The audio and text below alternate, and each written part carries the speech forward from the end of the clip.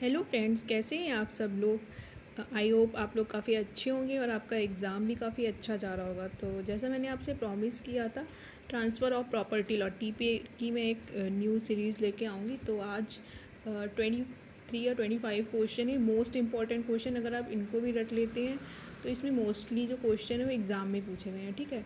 और एक दो मैं आपके कॉन्सेप्ट भी क्लियर कर दूँगी। चलिए, तो फिर बिना टाइम गवाए अपनी वीडियो को स्टार्ट करते हैं। ओके, चलिए।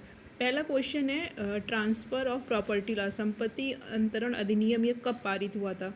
तो जो ट्रांसफ़र ऑफ प्रॉपर्टी लॉ ये पारित हुआ था 1818 को पारित हुआ था, ठीक है। दूसरा क्वेश्चन है, संपत्ति अंतरण से अचल संपत्ति अधिनियम किस अधिनियम के अंतर्गत आता था। यह आता था प्रिंसिपल ऑफ इंग्लिश लॉ। मतलब इससे पहले एक लॉ था, principle of English law and equity, इससे यह ट्रांसफ़र ऑफ प्रॉपर्टी लॉ बनाया गया था, ठीक है।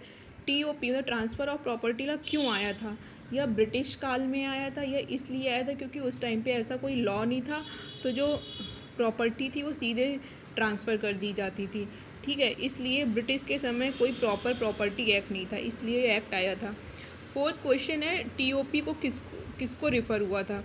मतलब जब ये बनाया गया था तब उस टाइम कई कमीशन थे, first law commission, second law commission, third law commission. तो ये बेसिकली थर्ड लॉ कमीशन को रिफ़र हुआ था। टीओपी कब, मतलब जो ट्रांसफ़र ऑफ प्रॉपर्टी एक्ट है, यह इंडिया में कब लागू हुआ था। देखो, यह लागू हुआ है इंडिया में 1 जुलाई 1882 को। ये आपसे डेट पूछी जा सकती है, तो ये क्वेश्चन तो आप रट लीजिएगा, ठीक है। टीओपी का सेक्टर जो सेक्शन 52(4) है वो किससे रिलेटेड है। मतलब जो ट्रांसफ़र ऑफ प्रॉपर्टी एक्ट, मतलब जो ट्रांसफ़र ऑफ प्रॉपर्टी एक्ट है, भारतीय संपत्ति अधिनियम 1882, इसमें कई धाराएं दी गई हैं, ठीक है। तो इसमें जो धारा 54 है वो किससे रिलेटेड है, सेल से रिलेटेड है, सेल ऑफ एनी प्रॉपर्टी, ठीक। जो सेल ऑफ एनी प्रॉपर्टी होती है उसमें बेसिकली किसी भी प्रॉपर्टी को हम बेचते हैं, उसके लिए दो पक्षकार का होना ज़रूरी होता है और उनके मध्य मतलब करार, मतलब कोई एक जो है वो संपत्ति को खरीदेगा, दूसरा संपत्ति को बेचेगा, ठीक है। तो इस तरीके से जो आपका सेक्शन 54 है, इसमें विक्रय संबंधी प्रावधान आता है। क्वेश्चन नंबर 7 है, अचल संपत्ति में क्या नहीं आता है। देखिए, जो भी आपकी प्रॉपर्टी होती है वो 2 टाइप्स की होती है। एक होती है मूवेबल, मतलब जो मूव हो सकती है, दूसरी होती है इमूवेबल, उसको बोलते हैं अचल संपत्ति, ठीक है। तो जो अचल संपत्ति है उसमें क्या आता है, उसमें क्या नहीं आता, उसमें नहीं आता है जो खड़े हुए पेड़ होते हैं, तो स्टैंडिंग ट्री है, उगती हुई फसल और घास। ये मोस्ट इंपॉर्टेंट क्वेश्चन है। क्वेश्चन नंबर 8 है कि जो ट्रांसफ़र ऑफ प्रॉपर्टी एक्ट है, इसमें अटेस्ट मतलब सत्यापन का क्या अर्थ होता है। जैसे कि सत्यापन का मतलब होता है, जैसे कि आपकी कोई मार्कशीट है और वो आप किसी से अटेस्ट कराते हो, तो इसी तरीके से जो आपका ट्रांसफ़र ऑफ प्रॉपर्टी एक्ट, मतलब आपने कोई प्रॉपर्टी खरीदी तो आप इसको कैसे अटेस्ट कराओगे, कैसे सत्यापित कराओगे। तो जब आप इसको रजिस्टर कराने जाओगे उस टाइम पे दो क्या होने चाहिए, विटनेस होने चाहिए। It should be attested bye 2 और मोर विटनेस, दो साक्षी होने चाहिए। क्वेश्चन नंबर 9 है, इन टीओपी ये संविधा संबंधित है। मतलब जो ट्रांसफ़र ऑफ प्रॉपर्टी एक्ट है वो किस संविधा से संबंधित है। यह संबंधित है भारतीय संविधा अधिनियम 1872 से, ठीक है। क्वेश्चन नंबर 10 है, इसमें ये पूछा गया है कि जो सेक्शन नंबर 4, सेक्शन नंबर 54 में पैरा 2 और 3, सेक्शन 59 किसके पूरक हैं। मतलब भारतीय संविधा अधिनियम में सेक्शन 4 कैसे याद करेंगे, सेक्शन 4 हो गया, ठीक। 4 के बाद 5 और 4, फिर 5 और 9, सेक्शन 59, 5 कॉमन हो गए, 107 123, 107 123, ठीक है। तो section 4, section 54, section 59, section 107, section 123 ये किसके पूरक हैं। यह पूरक है भारतीय पंजीकृत अधिनियम 1908 के, ठीक है। चलिए फ्रेंड्स, तो नेक्स्ट क्वेश्चन, अब आपका जो ये पहला वाला जो ये पार्ट है, इसमें मैं मोस्ट इंपॉर्टेंट क्वेश्चन पर टिक लगा देती हूँ, इनको तो आप रट लीजिएगा, ठीक है। पहला तो ये वाला, दूसरा ये, और थर्ड लॉ कमीशन और कब लागू हुआ था, और संपत्ति ये मोस्ट इंपॉर्टेंट क्वेश्चन है, ठीक है। चलिए, अब नेक्स्ट आते हैं। क्वेश्चन नंबर 11 है कि टीओपी में किस किस नियम को नहीं मानता। मतलब जो ट्रांसफ़र ऑफ प्रॉपर्टी एक्ट, भारतीय संविधा अधिनियम 1882 में कई सारे चैप्टर हैं, तो यह मोहम्मद कानून, मतलब पारसी लॉ, बुद्धि लॉ, कई सारे लॉ होते थे, मोहम्मदन लॉ को फॉलो नहीं करता है, ठीक। ट्रांसफ़र, अब क्वेश्चन नंबर 12 है, ट्रांसफ़र ऑफ प्रॉपर्टी एक्ट में सेक्शन 5 क्या है। सेक्शन 5 में जो धारा 5 है ये संबंधित है कि आप किसी भी संपत्ति का ट्रांसफ़र कर सकते हैं, पर जो ये संपत्ति का जो अंतरण जो ट्रांसफ़र होगा वो दो जीवित व्यक्तियों के मध्य होगा। ऐसा नहीं होगा एक व्यक्ति मर गया और दूसरों को ट्रांसफ़र कर दिया। जब भी ट्रांसफ़र होगा तो दोनों व्यक्तियों का जीवित होना ज़रूरी होता है। ठीक है। क्वेश्चन नंबर 13 है, under transfer of property act जो माइनर होते हैं, तो जो नाबालिग होते हैं वो प्रॉपर्टी का ट्रांसफ़र कर सकते हैं कि नहीं कर सकते हैं। अगर कोई व्यक्ति मतलब कोई बच्चा 18 साल से कम आयु का है तो वो प्रॉपर्टी का मतलब ट्रांसफ़र नहीं कर सकता है। उसको प्रॉपर्टी तो ट्रांसफ़र की जा सकती है लेकिन वो खुद से कोई प्रॉपर्टी ट्रांसफ़र नहीं कर सकता। क्यों नहीं कर सकता? क्योंकि कानून की दृष्टि में वो अभी विधिक व्यक्ति नहीं बना है, 18 साल की आयु उसने प्राप्त नहीं करी है। ठीक। क्या अजन्मे व्यक्ति को, क्वेश्चन नंबर 14 है, क्या अनबॉर्न चाइल्ड को संपत्ति अंतरण किया जा सकता है? ये सेक्शन 13 में आता है, नहीं किया जा सकता। क्यों नहीं किया जा सकता? क्योंकि इसलिए नहीं किया सकता वह बच्चा, क्योंकि अभी तो बच्चा जन्मा नहीं है, तो वो बच्चा जीवित होगा या मरा होगा। अगर बच्चा जीवित है तब उसका ट्रांसफ़र हो सकता है। कैसे?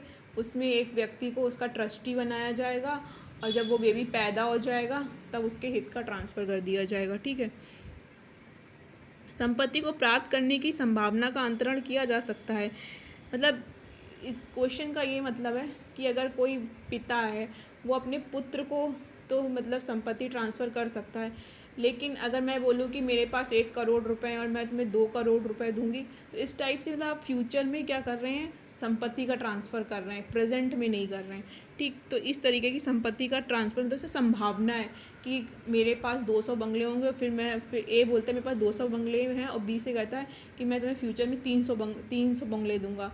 तो ये क्या कर रहा है, वो संभावना व्यक्त कर रहा है। तो इस तरीके की प्रॉपर्टी का क्या है, ट्रांसफ़र नहीं किया जा सकता है। ठीक है। नेक्स्ट क्वेश्चन है, यह सेक्शन 6 में मतलब 6(1) में दिया गया है।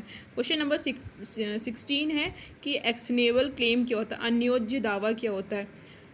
जो अन्योज्य दावा होता है वह एक हित कानून का मतलब सृजन करता है या एक हित का सृजन करता है। जैसे कि अगर एक पिता है और पुत्र है, पुत्र को पिता से विरासत में संपत्ति मिलती है तो वो उसका एक्शनेबल क्लेम है। मतलब अगर उसको इन फ्यूचर प्रॉपर्टी नहीं मिलती तो वो इसके लिए वाद ला सकता है। ठीक है। या उसका एक्शनेबल क्लेम है। अगर कोई चीज़ पॉसिबिलिटी पर है तो वो एक्शनेबल क्लेम नहीं होता है। सिर्फ वाद का अधिकार क्या है, जो वाद का अधिकार होता है इसमें व्यक्ति वाद तो ला सकता है लेकिन व्यक्ति संपत्ति का अंतरण नहीं कर सकता। क्यों? क्योंकि जो वाद लाने वाला व्यक्ति है ज़रूरी नहीं कि उसको प्रॉपर्टी में कोई हिस्सा मिला हो या टाइटल मिला हो। अगर उसे प्रॉपर्टी में हिस्सा मिला है तो वो मतलब एक्शनेबल क्लेम कर सकता है, वरना नहीं कर सकता। नेक्स्ट क्वेश्चन 18 है, समाहित हित किस धारा में है। जो आपका समाहित हित है वो किस धारा में है, यह है धारा 21 में, कॉन्टीजेंट। और नीड वेस्टेड इंटरेस्ट एक होता है। जो हित होते हैं, जो इंटरेस्ट होते हैं वो दो टाइप के होते हैं। जब भी किसी प्रॉपर्टी का ट्रांसफ़र किया जाता है वो क्यों किया जाता है, वो किसी हित मतलब किसी पर्पस के लिए किया जाता है। हित का मतलब होता है इंटरेस्ट। तो इंटरेस्ट कितने टाइप्स के होते हैं, एक होता है कॉन्टीजेंट समाहित, दूसरा होता है वेस्टेड।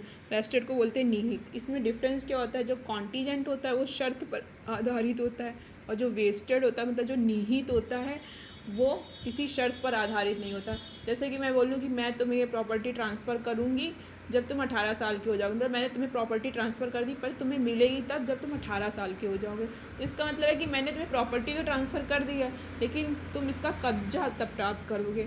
ठीक है। लेकिन जो आपकी समाहित होती है इसमें जब तक शर्त पूरी नहीं होगी तब तक प्रॉपर्टी का ट्रांसफ़र नहीं होगा। तो ये आप डिफरेंस याद कर लीजिए। तो जो समाहित है वो धारा 21 में है और जो निहित है वो धारा 19 में है। समाहित हित कब प्रभावी होता है, समाहित मतलब कॉन्टीजेंट जो इंटरेस्ट होता है कब मतलब प्रभाव में आता है, यह आता है जब कोई घटना, जब वो कोई शर्त जो है वो पूरी हो जाती है। ठीक है। क्वेश्चन नंबर 20 है। अब आपका क्वेश्चन नंबर 20 है, विक्रय किस धारा में परिभाषित किया गया है। जो सेल है धारा 54 में परिभाषित किया गया है। नौचालन का अधिकार मतलब नाव चलाने का अधिकार किस में दिया गया, चल संपत्ति में, अचल संपत्ति में। ये क्वेश्चन मोस्ट इंपॉर्टेंट, ये अचल संपत्ति में दिया गया है। ठीक है। TPA transfer of property act की धाराएं जो चल व अचल संपत्ति पर लागू होती हैं। कौन कौन से मतलब कहाँ से कहाँ तक धाराओं में मूवेबल इनमूवेबल प्रॉपर्टी को डिफाइन किया गया है। धारा 5 से मतलब सेक्शन 5 to 37 तक परिभाषित किया गया है। अब आप देख लीजिए, इसमें जो मोस्ट इम्पॉर्टेंट क्वेश्चन है मैं टिक लगा दे रही हूँ, आप देख लीजिएगा 1 2 3, ये वाला, ये वाला, ये वाला। ठीक है, अब आप इतने क्वेश्चन तो रट ही लीजिएगा, इसमें से मोस्टली क्वेश्चन आपके एग्ज़ाम में आ ही जाएंगे। तो फ्रेंड्स, अगर वीडियो अच्छी लगी है तो चैनल को लाइक और सब्सक्राइब कीजिए, क्योंकि एक वीडियो को बनाने में काफ़ी टाइम इन्वेस्ट होता है, मेहनत लगती है, मुझे भी अच्छा लगेगा और मैं आपके लिए ऐसी अच्छी अच्छी वीडियो लाती रहूँगी। मिलते हैं नेक्स्ट वीडियो में। जय हिंद, जय भारत।